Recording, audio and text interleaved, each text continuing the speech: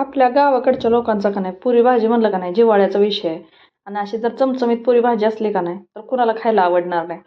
आणि ना अगदी हॉटेलमध्ये मिळते ना अशी पुरी भाजी आपण घरच्या घरी बनवू शकतो. तर त्यासाठी फारसं साहित्य देखील लागत नाही. चला तर मग बघूया. सुरुवातीला भाजीसाठी बटाटे उकडून घेऊया. इथं 4 ते 5 मीडियम साईजचे बटाटे आपण इथं 3 ते 4 शिट्ट्या करून घेऊयात. आता बटाटे शिजतात तोपर्यंत आपण पीठ मळून घेऊया. पीठ मळताना इथं गव्हाच्या पिठामध्ये 2 ते 3 चमचे बारीक रवा घातलाय, थोडीशी अगदी साखर मीठ घालून हे पीठ घट्टसर असं मळून घेतलंय, जेणेकरून आपली पुरी जास्त वेळ टमटमीत फुगलेली राहते. ही टिप्स नक्की फॉलो करा. आता बघा इथं 3 मीडियम साईजचे कांदे घेतलेत, 1 टोमॅटो घेतलाय. टोमॅटो आपल्याला धुवून घ्यायचा आहे आणि हे आपल्याला बारीक असं चिरून घ्यायचं आहे. कांदे देखील शक्यतो मी धुवूनच घेते, कारण आतमध्ये का नाही पावसाळ्यात हे बघा चिरल्यानंतर तुम्हाला दाखवते काळ्या रंगाची अशी बुरशी आलेली असते. त्याच्यामुळे कांदा असा चिरून घ्यायचा पुढून मागून, त्याचा पुढचा मागचा भाग काढून टाकायचा आणि वरची साल काढून घ्यायची. आणि जे आत बघा इथं काळं असं झालेलं असतं का नाही, त्याच्यामुळे हे कांदे मी स्वच्छ असे धुवून घेते. आपण कपड्याने पुसून घेतले तरीही चालतील. आता हे आपण कांदे स्वच्छ धुवून घेऊयात. आणि हे काय कांदे धुवून घेताना कांद्याला बहुतेक कट व्हायचं नाही, त्याच्यासाठी असं पडतंय हातातनं सारखं. आता तुम्हाला जादू दाखवते का, इथं मी कांदा दाखवला ना, आता सगळे कांदे बघा मॅजिक झाले का नाही सगळे कापून. तर मॅजिक बिजिक काय होत नाही, त्यासाठी कष्ट घ्यावेच लागतात. आता घेतला 1 टोमॅटो, त्याला बी घ्यायचा असा चिरून घेतल्या, त्यातल्या बिया द्यायच्या अशा टाकून. आणि आपल्या सगळ्या गोष्टी इथं बघा घेऊन झाल्या त्या. आता हे मसाला घेतलाय मी वाटाणे, लसूण, खोबऱ्याचं, आलं, कोथिंबीर, असं बारीक चिरलेला कांदा, टोमॅटो, कोथिंबीर, 4 ते 5 उकडून घेतलेले बटाटे, त्याची सालं देखील काढून घेतलेली आहेत. आणि हा आपला सगळ्यांचा आवडीचा विषय मसाल्याचा डबा. आता यात मिरची पावडर, गरम मसाला, हळद, जिरं, मोहरी सगळंच असते आणि सगळ्यांच्या घरात तो असतो, त्याच्यामुळे तो जवळ घ्यायचा. आता काय करायचं, कढईमध्ये टाकायचं तेल थोडंसं गरम होऊन द्यायचं. तेल तुम्ही कमी जास्त तुमच्या आवडीनुसार करू शकता. तेल गरम झालं की त्यात मोहरीला सोडायचं.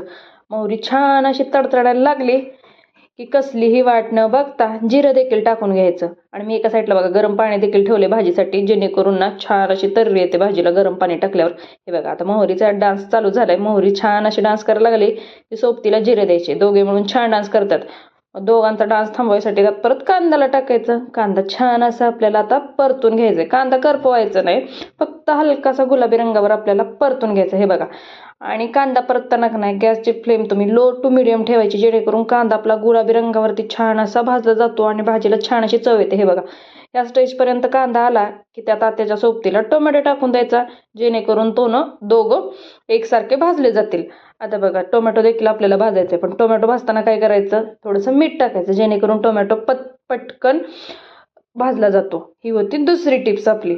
तर टिप्स कशी वाटली कमेंटमध्ये मला नक्की सांगा. आणि ही आधी तुम्हाला माहित होतं का मीठ टाकल्यावर टोमॅटो लवकर भाजला जातो, हे देखील सांगा. आता बघा छान असं भाजायसाठी काय करायचं, असं झाकण ठेवून द्यायचं, जेणेकरून छान वाफेने टोमॅटो असा शिजला जातो.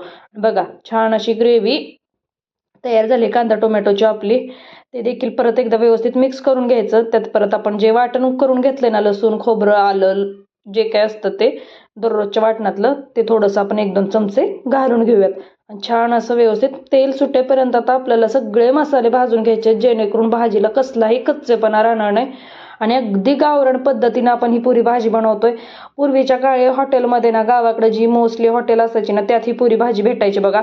1 नंबरचं वस्ते. आमच्या गावात ही अजूनच अशी एक पुरी भाजी अजूनही देखील भेटते रोज सकाळी, आप्पांची पुरी भाजी म्हणून. आम्ही गावी गेलो ना ती पुरी भाजी खातो. 1 नंबर चव असते. फारसे मसाले नाहीत, मसाले अगदी बेसिक असतात, पण चव 1 नंबर असते. ती ह्याच गोष्टींमुळं, त्यातला साधेपणा. आता बघा यात हळद टाकले, गरम मसाला, मिरची पावडर, आपलं घरचं कांदा लसूण मसाला. आहेत का बाहेरचे कुठले मसाले? नाही तर घरच्या मसाल्यात देखील खूप छान अशी भाजी तयार होऊ शकते. फक्त ना कुठलीही रेसिपी करताना नाही मनापासून करायची, जेणेकरून ना त्याची चव ना, आपला जसा स्वभाव असतो ना तशी चव त्या जेवणात उतरते. नेहमी खुश राहून स्वयंपाक करायचा. बघा मग स्वयंपाक किती छान होतो. आता सगळं हे व्यवस्थित मिक्स करून घ्यायचं. बघा सगळे मसाले त्या ग्रेव्हीला लागले पाहिजेत. एक झाकण ठेवायची. आता बघा इथं लाईट गेली आणि बाहेर पावसाचं वातावरण झालंय, त्याच्यामुळं ना थोडासा अंधार पडलाय किचनमध्ये, तरी देखील ते शूट केलंय मी. परत थोड्या वेळाने 10-15 मिनिटांनी लाईट आली, तोपर्यंत हे असं शूट केलं, थोडंसं समजून घ्या. आता बघा ही छान अशा ग्रेव्हीला तेल सुटले.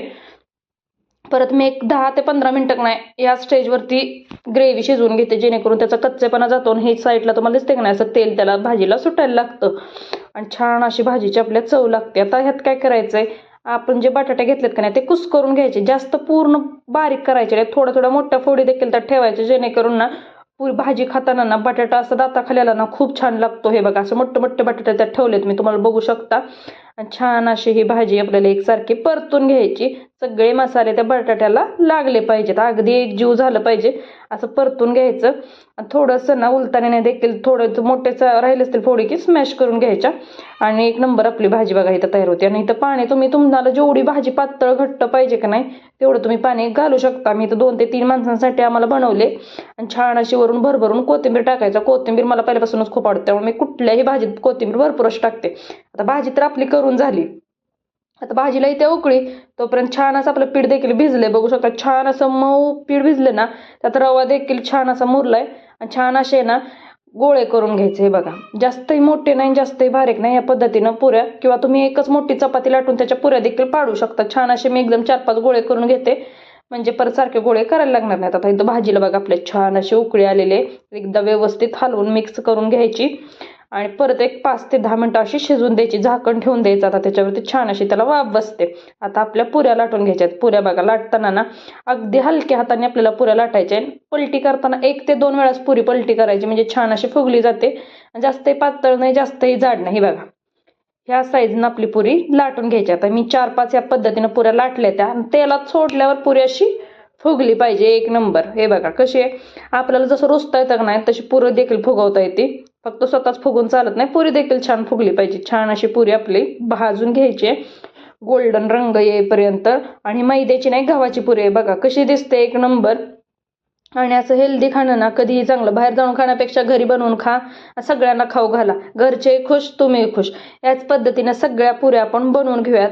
आणि सगळ्या पुऱ्यांना अशा भाजून घ्यायच्या, जेणेकरून अशा फुगतात टमटमीत. अगदी पुऱ्या फुगलेल्या आहेत. बाहेर का नाही खूप असा पाऊस पडतोय, आणि अशी गरमागरम चमचमीत अशी गावाकडची पुरी भाजी, यासारखं दुसरं सुख काय आहे मला सांगा. मग एक वेळ अशी पुरी भाजी नक्की गावाकडची बनवून बघा. आणि तुमच्या गावात पण अशी हॉटेलमध्ये पुरी भाजी भेटायची काय मला कमेंटमध्ये नक्की सांगा. आणि तुम्हाला पुरी भाजीची रेसिपी कशी वाटली, हाय की नाही सोपी, एक वेळ नक्की बनवायची आणि कमेंटमध्ये मला सांगायची कशी वाटली. आणि आपल्या चॅनलवरती का नाही अशा सोप्या रेसिपी तुम्हाला बघायला भेटणार आहेत. त्यासाठी चॅनलला सबस्क्राईब करायचं, व्हिडिओला लाईक करायचं, कमेंट करायचं, शेअर करायचं. परत भेटूया अशाच एका नवीन व्हिडिओसह.